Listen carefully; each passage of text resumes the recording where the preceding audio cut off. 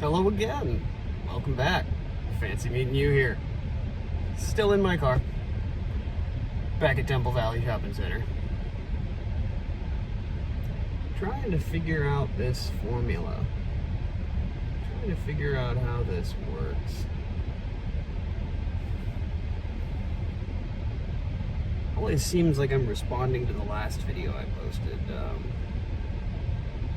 I don't have anybody on a team or anything. I don't have any friends to kind of bounce ideas off of. It's just kind of me sitting here in my car, racking my brain before I eventually reach over and press the record button. Kind of just a conversation with myself, really. Just rambling into the ether. But it's a conversation you get to be a part of, for what that's worth.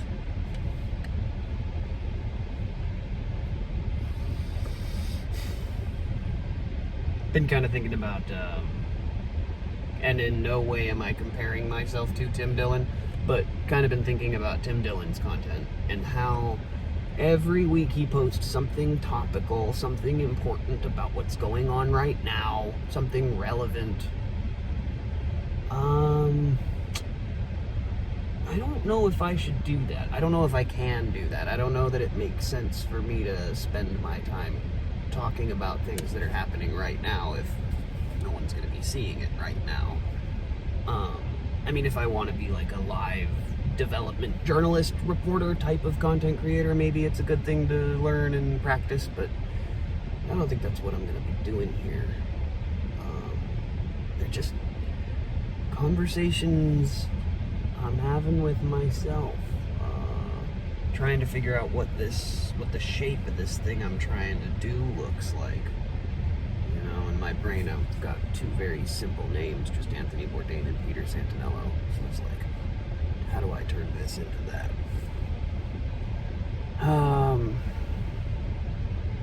Following up on stuff I was talking about in that last video, I was really happy to share the potential of this new job that I thought I'd be getting. And in the space of just a single email, that opportunity fell through. I don't want to bitch about it too much. Long story short, during the interview I expressed to the guy that it would take me 2 weeks to be available for the position. I told him that I'd need to take the drug screening, and that isn't something I'd be able to do during the days that I work. I told him that I'd need to give my current supervisor enough time to replace me. I even mentioned that, like, I've never had to do this. Like, I've either let go of one job because I had secured another job, or, you know, I've been let go from places, but I've never actually had to, like, give my 2 weeks. And he vocalized that he was all right with that. And then I went and did the drug screening on my birthday. And I guess it's my fault for not emailing him that I had done it. Didn't email him over the weekend. That's probably my fault too. In the back of my head, I was like, well, be respectful. He's a higher ranking member of the manager team, and in all the other jobs that I've had, the managers don't fucking respond on the weekends, so why try to bother you on the weekend? I'll just let you know on Monday when I go into work, hey, be expecting my drug screening. I'm looking forward to hearing back from my background check. And so at Monday, 6 o'clock in the morning, 6:40, something like that, I emailed him just saying, hey, I'm looking forward to hearing back from you about my results, and, you know, looking forward to being hired. And I got an email almost 6 p.m. that day just saying, hey, we hired somebody else, position's no longer available. And I could sound all resentful and upset and angry about that, and it's not that I'm not, it's just the energy's already kind of gone through me, you know. So, you know, sucks, but I'm still putting shit out there. The the hours that I have now, the money that I'm making now, it's not enough, so I gotta find some way to get through this.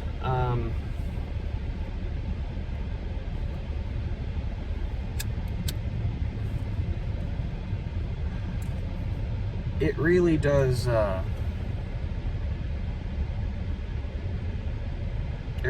suck to constantly get excited. Like, I don't know how to explain it. I'm a realist, but I'm an optimist. I am constantly and forever putting everything I am into the ideas and things that I want to do, because if you're not putting everything into it, what are you doing? I don't know. I don't really know how to explain that. Feels awful getting kicked in the teeth when it feels like I'm really trying as hard as I can. And, you know, there's nothing that you can do about that. Just fucking keep trying. Like, it's either keep trying or give up, and I'm not one to give up on things. You know, I'll walk away from a thing if it proves itself not to be worth pursuing, but I don't really consider that giving up on a thing. Like, I learned a thing, and now I can move on and take that, apply that to the next thing. But I am getting very tired of getting excited. Putting energy into stuff that doesn't pan out. It used to be, I can't really explain the difference, but it used to be easier when I was younger, when I was a teenager, when I was doing drugs all the time, when I was taking psychedelics and partying with my friends. I used to tell people, we exist right here. These hands are not my hands, these are the hands of the universe. God has you, whatever you want to call it, you know? And I would will for things to happen, and then things would just happen, and I was really, really good at getting my way. I've had a bunch of different friends tell me, like, oh, Philip, it's so strange how you just, like, you know, we start the day off early in the afternoon, you're like, this is what we're going to do, this is who we're going to see, this is what we're going to buy, and this is where we're going to be by the end of the night. We're sitting there looking at you like, all right, bud, if that's what you believe. And then I managed to just grab and pull and shake and warp the universe until I get exactly what I want. I don't know what happened between 20 and 30, but it don't seem to work that way anymore. I don't seem to be making it work that way anymore. I don't know. My birthday. Turned 31 on July 31st. That's kind of cool, I guess. 31. That was a weird night. Almost got into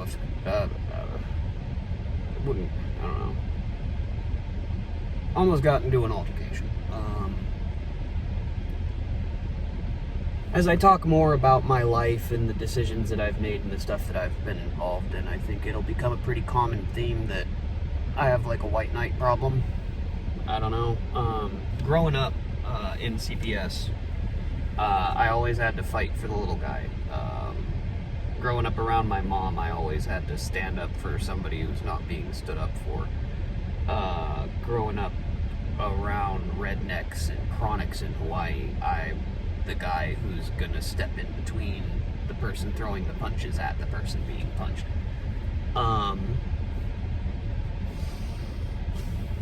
I can't help myself. I don't know why. It's not like an ego thing so much as it is like when something happens, I'm just there. Ever since I was younger, like really young, like 13, 14, 15, like I can remember being in so many positions just in real life, out in public, and like looking around like, I am 14 years old. Is any adult going to handle this? No one's going to handle this? I'm gonna fucking handle it. And that has happened a few different times. The most current one before this example on my birthday, flying in from Ohio to Hawaii, the most recent time that I came back here to Hawaii, I got into a fight with a black guy on the airplane.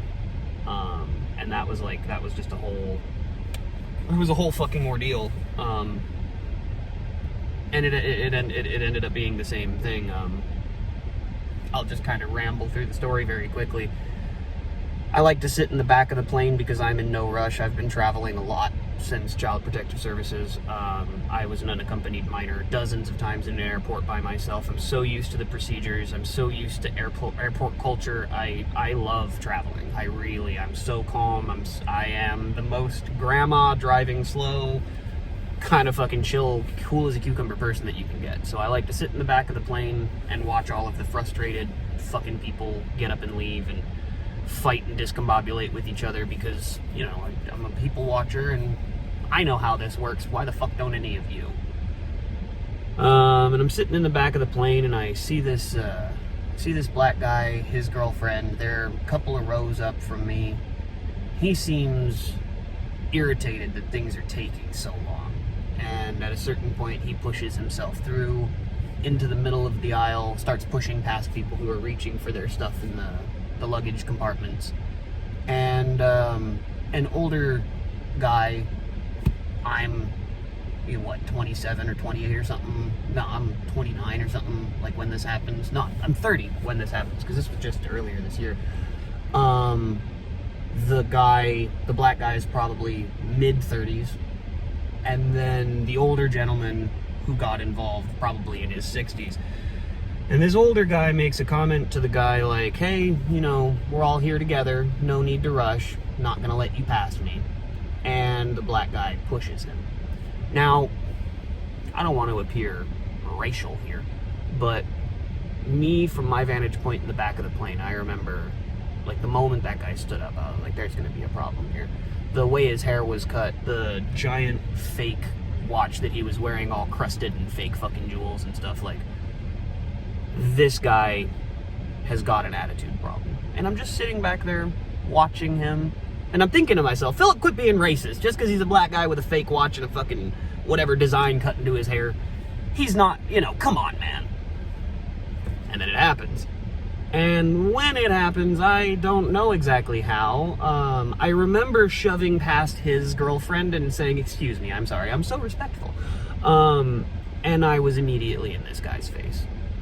And he's saying things to me, and he's pushing me, and I got a nice moment, you know. Ever since the accident, I've lost a lot of my strength. I'm not as strong as I used to be. I take that pretty seriously.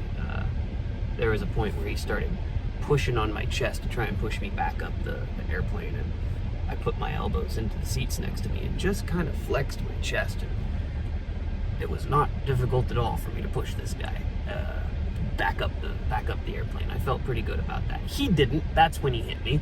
I didn't strike him back. Somewhere in my mind I knew I'm flying to Hawaii. Like, that's happening today. Like, I woke up early to get to the airport to get on the plane. I'm going to Hawaii. Fuck this dude. I'm not gonna get arrested, and I don't even know where I was. I flew from Ohio to wherever we went, and then from there to San Francisco.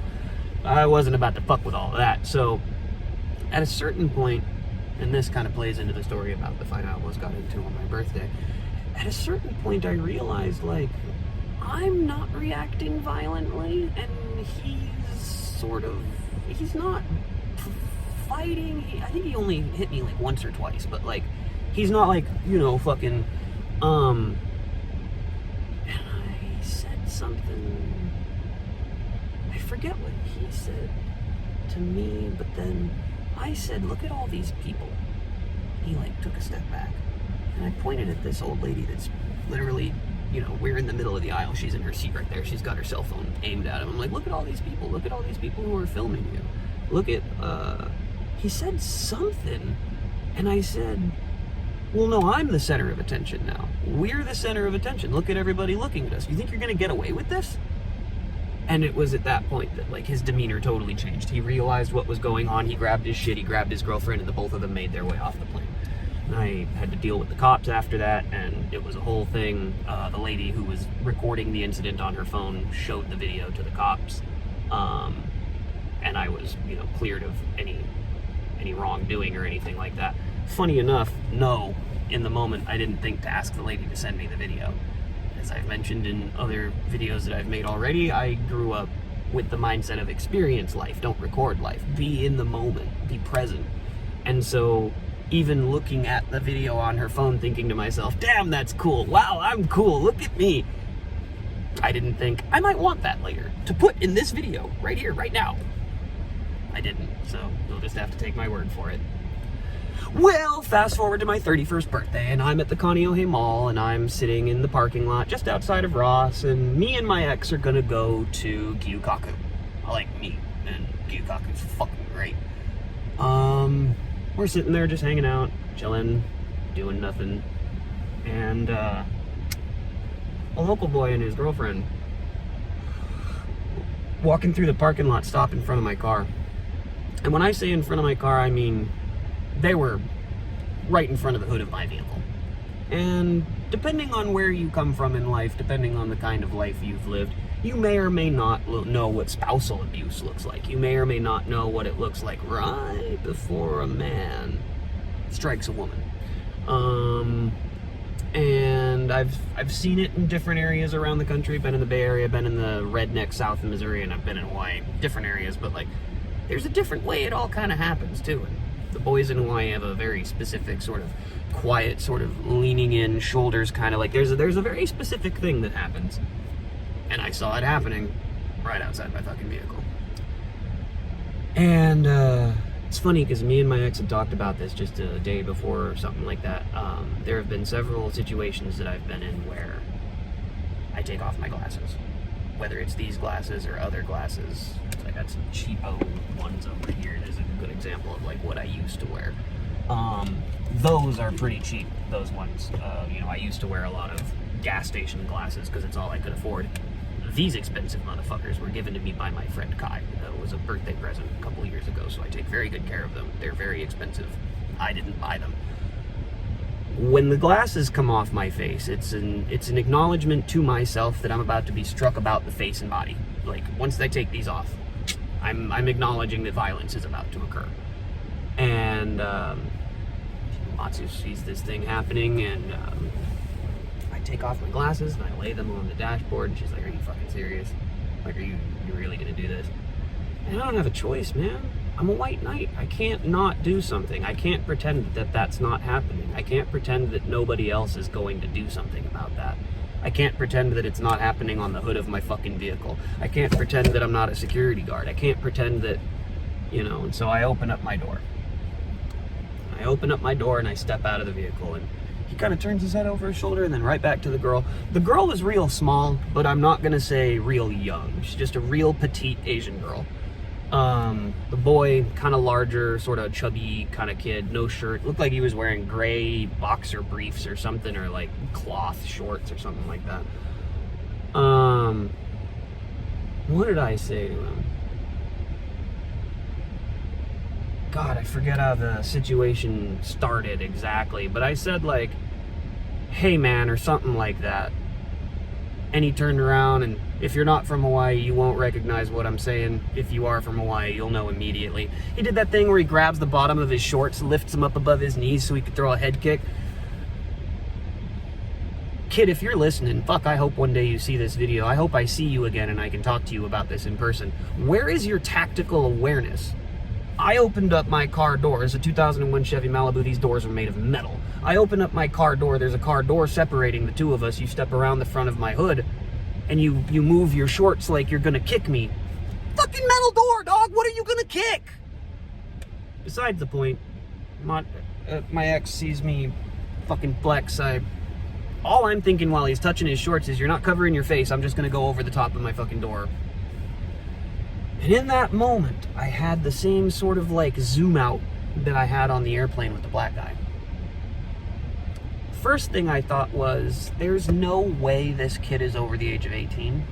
Like, I'm stunted because of the drugs that I've done. I don't see like age. Like, I know that you're either a child or you're an adult. And then looking at this kid, I had the thought like, today is my 31st birthday. If this is a high school student, and I fuck up this high school student, like, I can't be doing that. I can't be doing that, right? And he's like, "What, you fucking, like, scrap, what you fucking looking at?" And I noticed that an auntie driving a minivan has stopped.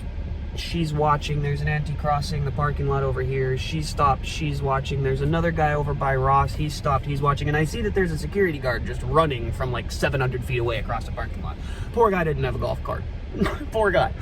And I don't know what the fuck. happened. I exploded this kid. He goes, what, you like fucking scrap? I go, no, I don't like fucking scrap. Why you always gotta be the big guy? Why you always gotta be a big tough motherfucker? Look around the parking lot. Look how awkward Auntie's being. Look at how awkward she's being. Look at your fucking girlfriend. Look at how these people are acting because of you. It's my fucking birthday. I'm going to Gyukaku. You fuck off and be someone else's goddamn problem. And to my great surprise, he turns around, his shoulders slump forward. He looks at her, she goes, come on, let's go. And the two of them walk away.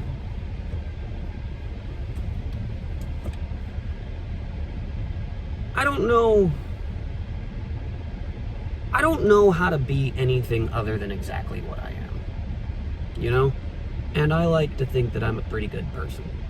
And hopefully as these videos go and as I share more of myself with the invisible audience on the other end of the screen, you will come to understand who I am and how I process things and why I make the decisions that I make. And hopefully you'll also agree that I do everything from love because I love people and because I think we should all be better and we're one big race on this giant spaceship.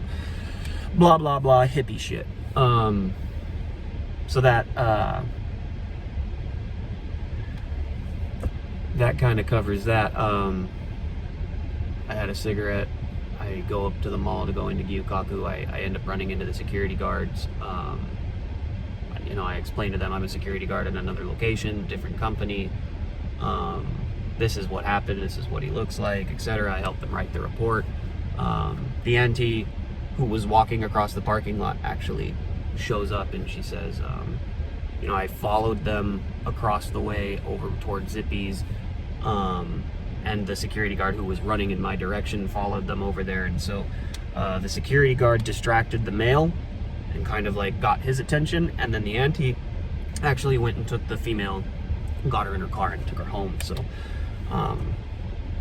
she you know, the situation was resolved peacefully. No fight on my behalf, and like, you know, just a little bit of shame and a little bit of like common sense, just a little bit of like, look at what you're doing, look at you've caused this situation that you've now forced me to be involved in because of your own stupidity and ignorance, and now look at what that's doing to everyone around. And now I've been through a lot in my life, and I have not gotten the opportunity to hurt somebody in a long time. I have been in a couple of fights in the last couple of years, but I have not thrown a fucking strike at anybody. And that's because, long story short, the last time I got angry and lashed out at something, I destroyed my mother's couch. Like, she had this nice solid wooden fucking furniture set. I went to town on the side of the fucking armrest and I just flattened the side of her couch. And no, I'm sorry.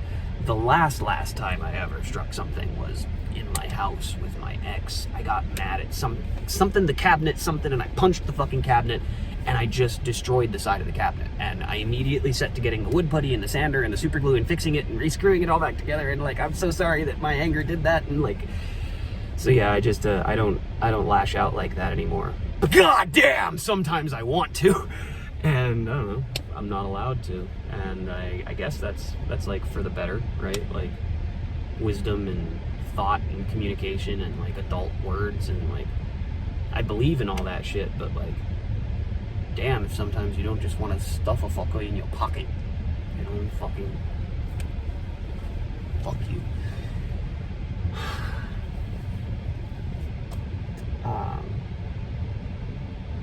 Yeah, so this morning I got up and I went out to a place, Kaneohe Bay Beach Park, I guess.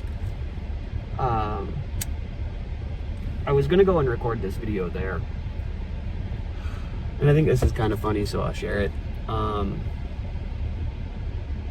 went over to the beach park because I sort of figured if I put the phone on the dashboard, you're on a tripod right now, actually, in my wheel well over there. If I put the phone on the tripod, or if I put the phone on the dashboard, then the phone can look at me and then out the rear view window and see like the ocean and whatever, because I recognize that just me sitting in the car talking is probably not like a lot of fun to look at.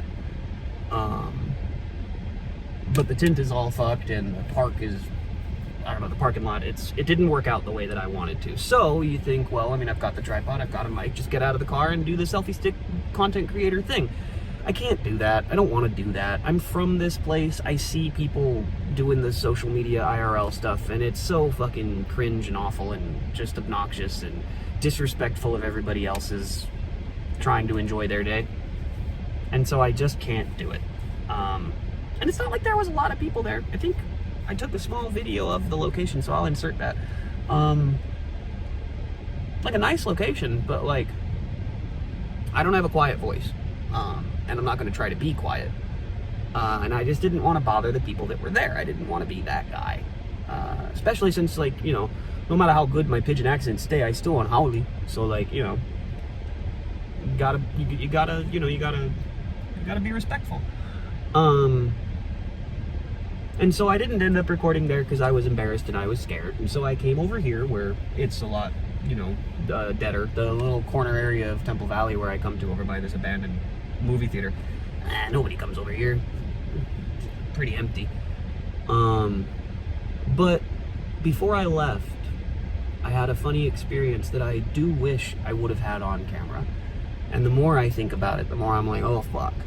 Like, this really is the thing that I'm meant to be doing, and I really am going to be good at it. I just have to develop the confidence and develop the technique and hire a fucking team. So before I left, I went up to the bathroom, used the bathroom, came back to my car, and there was an auntie standing by her car. And I had a hair up my ass. I had to fucking say, hey auntie, can I joke at you with a minute? And she said, yeah, what you need? And I walk over, I'm like, you know those fucking social media people that you see, and they got their fucking cameras, and they're, you know, selfie recording themselves out in public, they're being obnoxious. And she's like, yeah? I'm like, I'm trying to be one of those people. She's like, oh really? I'm like, yeah, but like, I'm from here, you know? And I sort of gesture to the park area that we're in, and like, I don't understand how these people who go in public with their tripods and their selfie sticks and their camera crews and stuff don't recognize that, like, people 12 feet away from you are fully invested and involved in what's going on, or they're fucking annoyed at you being there doing what you're doing.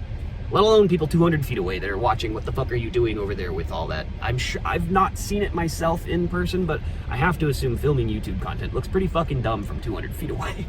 I have to assume.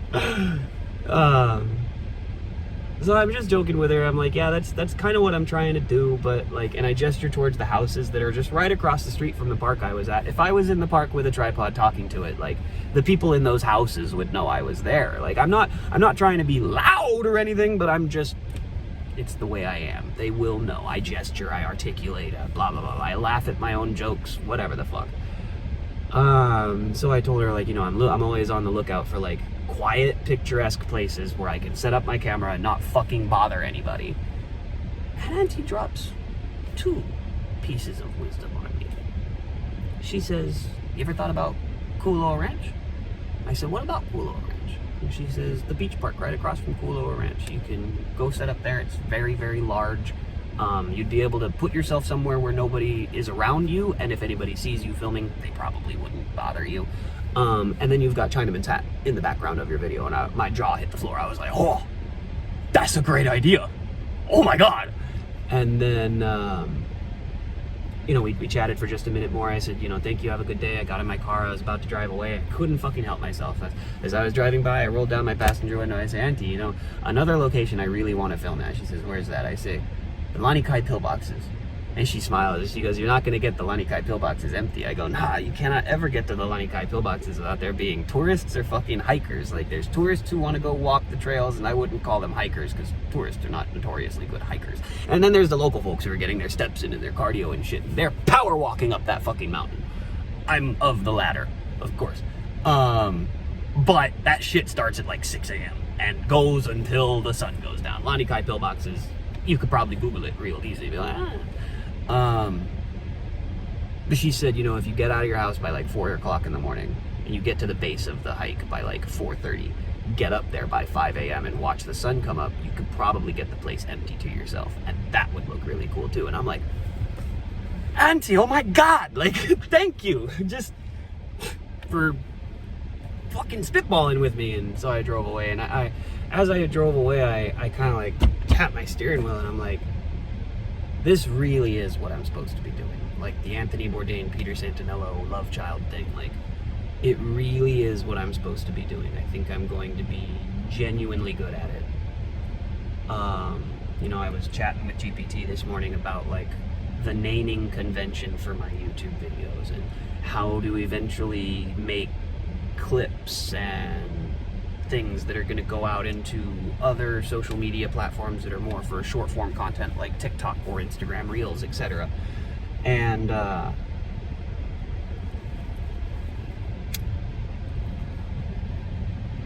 kind of landed on this idea that what I'm going to do is, like, instead of making content specifically for the short form, I'm just going to take the most outrageous, ostentatious clips of things from the videos that I make without any context and post them out there. Because why? Because hate generates good algorithm, and you know, you kind of got three people on the internet. This is going to go into something I'm going to talk about more here in a minute, but you kind of got three people on the internet. You've got people who give a super huge shit and want to complain and comment and interact, and fucking those people. You've got those terminally online folks. And then you've got like good, uplifting kind of like community members of these social media environments who they want to see things succeed, and they want to passionately be involved in enjoying and appreciating the content that's shared with them. And then you have the largest group of people who just, you'll never know how they feel because they just watch and then they just go about their day. And the way I look at it is, like, if I post a clip of me saying in one of my videos that not everybody's opinion matters, and then going on to shit talk somebody who said something dumb, and then explain why I feel that way and give a nuanced take on it, and all of that yammering that I'm so fond of, well, then I can just take the clip of me saying that people's opinions don't matter and then shitting on that person and post it online. And either you're not going to dig into it any further, and you're going to hate watch, and you're going to hate comment, and you're going to hate share, which is good for me, or you're going to think it's funny, be willing to dig in deeper, find my longer form content, be interested and engaged in that, and become a viewer, or you're going to be one of those third people who just see it, don't comment, don't like, don't share, but that's another view that I get. Either way, I think it's like a no-lose kind of situation. I don't have to create some fake character. I don't have to lean into the expectation of virality. It's not what I'm here for, you know? I said something to GPT this morning about how I am not Mr. Beast and I am not Mark Rober.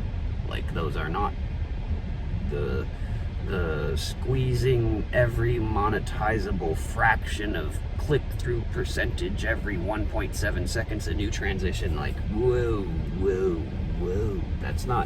That's not where I'm going to exist or where I'm going to thrive.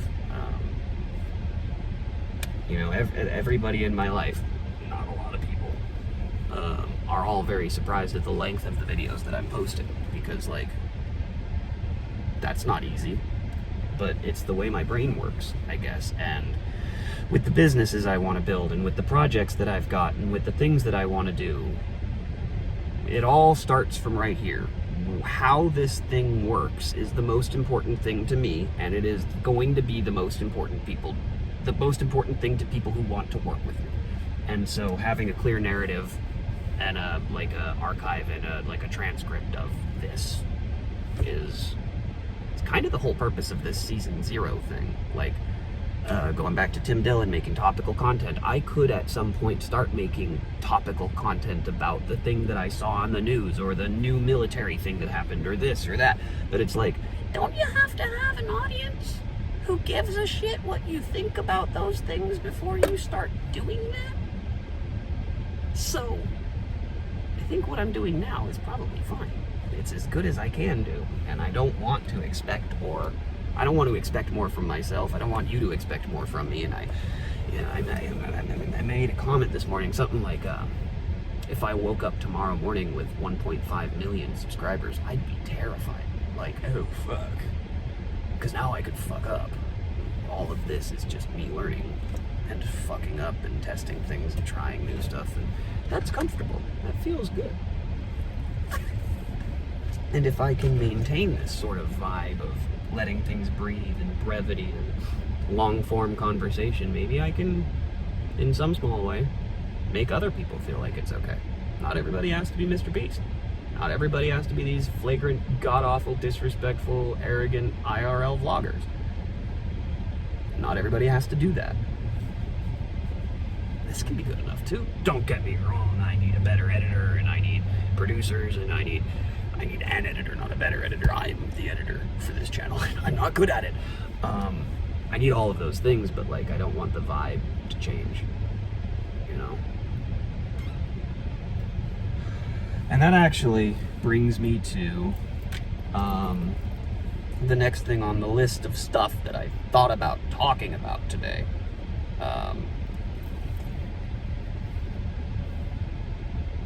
So last episode, I talked about a Chris Williamson podcast that I had watched.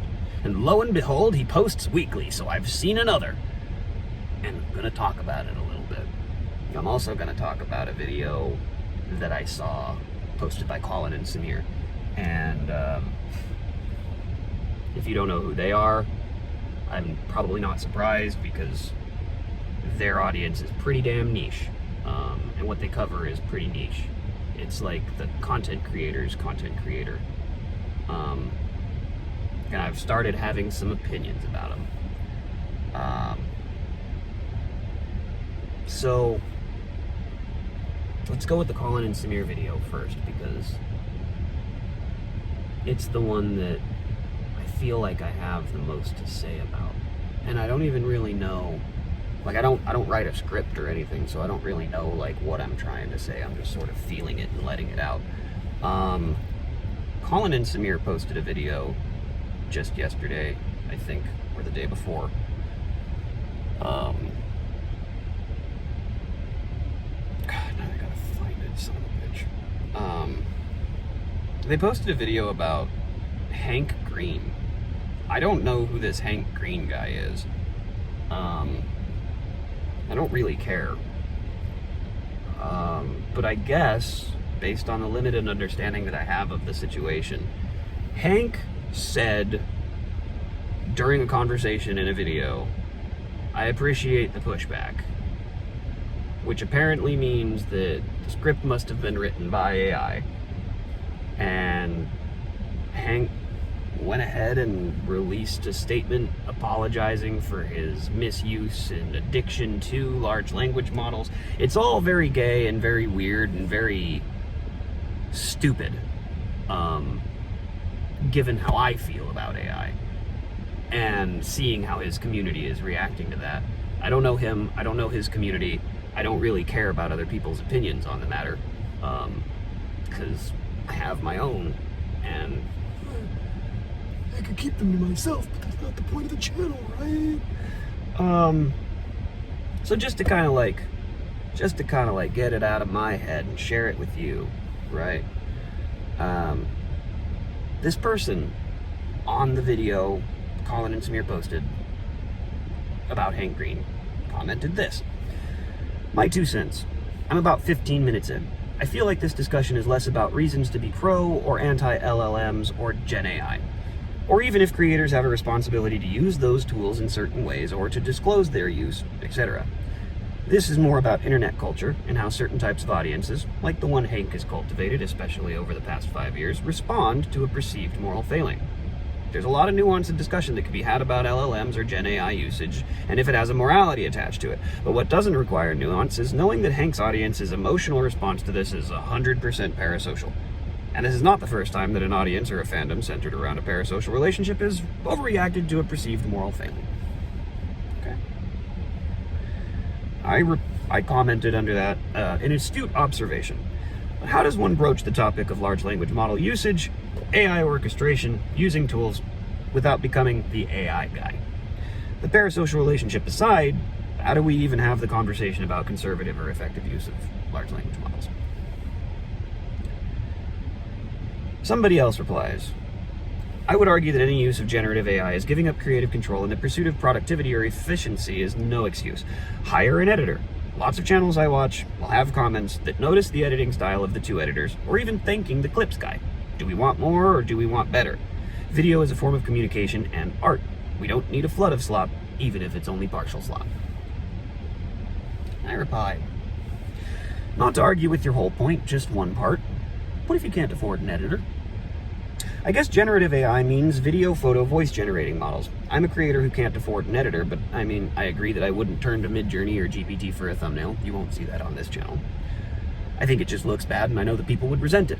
Not that I have a problem with Midjourney or ChatGPT generating images. I'm not personally interested in that kind of thing. I haven't been. I dicked around with Suno a little bit, and what I got back from it I thought was pretty cool. I dicked around with Midjourney just a little bit, and I didn't really like I don't care about it. I'm kind of just okay with having bad content because I'm just starting out, so I don't feel the need for that. I guess for fun, let me ask you this too, because I reread your comment a few times and I had another question. I can't draw. I'm not artistic with a pencil. I want to make a video game. I can't just draw the characters that I see in my head. I can't afford to hire someone on Fiverr from my local colleges, but I can ask GPT to make an image based on my description. Then pull up Blender or whatever 3D sculpting program you prefer and have a picture of that image used as reference. General shapes and stuff, sizes, etc. And then I can tweak those shapes with my own hands into less what the AI generated and more what my mind's eye sees. Do you say I'm giving up creative control?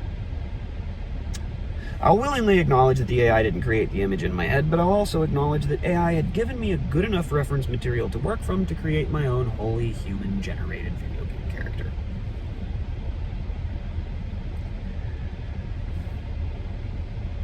I'm all for constructive conversations, but, as I've said a couple of times in this video already, not everybody's opinions matter, you know? I don't need to get into the psychobabble about all the different terminology, or everyone from Twitter to Reddit has become a fucking theological, psychological, semantics, and grammar expert. You're not! I'm not! Somebody replied, and I haven't responded to it because I have no interest in continuing this conversation. This person is an idiot. Sorry. King Philip, then spend a month of your free time learning how to draw. It really isn't that difficult, and tons of people have done more with less these days. There are thousands of tutorials on the web for any kind of subject out there. If you truly have the desire to do something, it will show itself in your actions. God bless. They didn't say God bless, but it still has that kind of bless you vibe. Just for fun, I'm going to respond to that here in the only way I know how. I don't want to learn how to draw. Notwithstanding, I don't need to learn how to draw. I have images in my head. AI hallucinations, nothing different. I have thoughts in my head that take the shape of a character. I don't have any reason to be able to draw that character in 2D or 3D. I don't need that skill. I don't need the skill to create concept art. I don't need to be able to draw a picturesque sunset.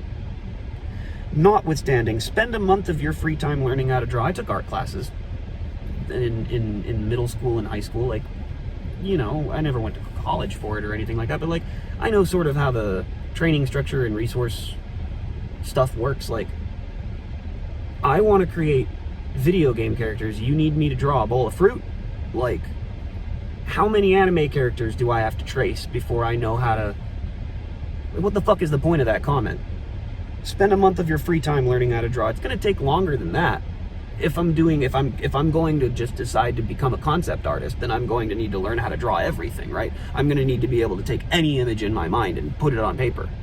Why the fuck do I need to learn that skill in order to create a video game character? There is a tool that exists that I can speak to conversationally and say, these proportions, this hairstyle, these figures, these features, and you plop something out for me, this tool plops something out for me, it's not exactly what I wanted. It's another reason I don't really like AI image generation. Anytime I ever tried to generate an image, and like not specifically this video game concept character thing, but like use Midjourney, create an image of a cat smoking a bowl, I don't fucking know.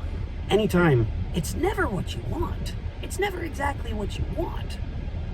And that always bugged me, because like if I'm going to tell you to make this thing that I see in my head, and then you make the thing and it's not what I see in my head, what the fuck is the point of the thing?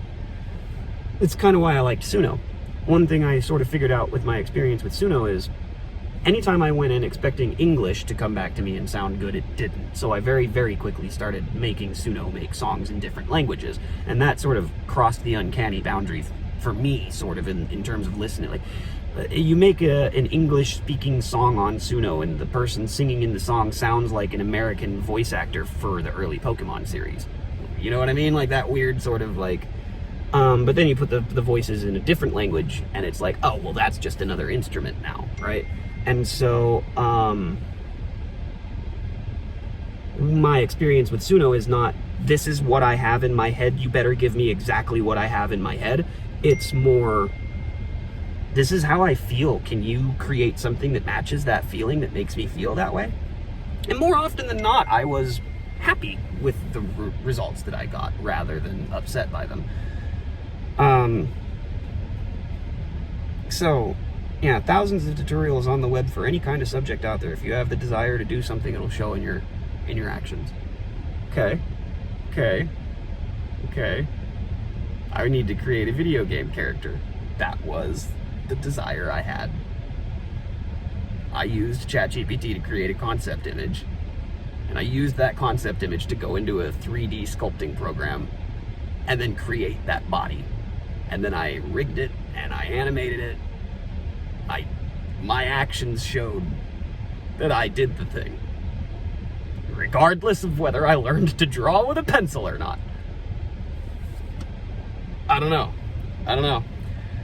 I feel like there was another comment in here. Oh, I even said under the Colin and Samir video that this is an incredibly difficult watch. A lot of arbitrary, unconnected, unsupported, misunderstood nonsense.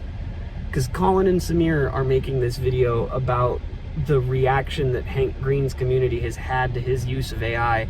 But, oh my god, I'm not going to get into it in this video, but Colin and Samir are not fully authentic either. And they brought in one of their producers and one of their writers to speak their opinions on the things. And it really was just a garbled mess of emotional responses and a lack of understanding. A lack of understanding human psychology, a lack of understanding community psychology, a lack of understanding AI tools. At some point, the girl, the writer, the blonde, said something like, humans just don't use words like, I appreciate the pushback. And so it's weird to me, you know, it means he must have been using AI. It's somebody timestamped it. In the video, she fucking says, as a response to Samir saying something to her, I appreciate the pushback, but, and then Samir looks at her and goes, I don't trust you anymore. And she goes, oh no, why, for what? And he goes, you just said the thing. And she goes, what did I say? He goes, you just said I appreciate the pushback, but, and she goes, oh no, I didn't do that. It's like, come on, if you fuckers are having a serious conversation about this, have the mental wherewithal to pay attention to what the fuck you're saying. But you're not. You're just emotionally spewing shit out onto your audience. Respect, not morality, right? Like that's artistic respect, which I agree with, but morality is a different thing. Yeah. And I'm pushing to push the conversation forward, to. And I appreciate the push, because I can't transcribe every audio file that I do for I don't interviews. Trust you anymore. You don't? Why? You just said I appreciate the push. Where'd you get that line? Did I actually? I don't trust you at all. Yeah, that's crazy. You said I'm pushing back, and I Where's the appreciate script, Sid? I don't know. I've got opinions about that shit, right? So then, that's pretty much all I really had to say about the Colin and Samir video, insofar as I probably have more to say about Colin and Samir as a channel, but I think I have no more to say about it right now. I am currently just looking for the comments from the other Chris Williamson podcast that I was watching, because that was the other thing I wanted to talk about. I'm signing in. Shut up. Chris Williamson is on OnlyFans.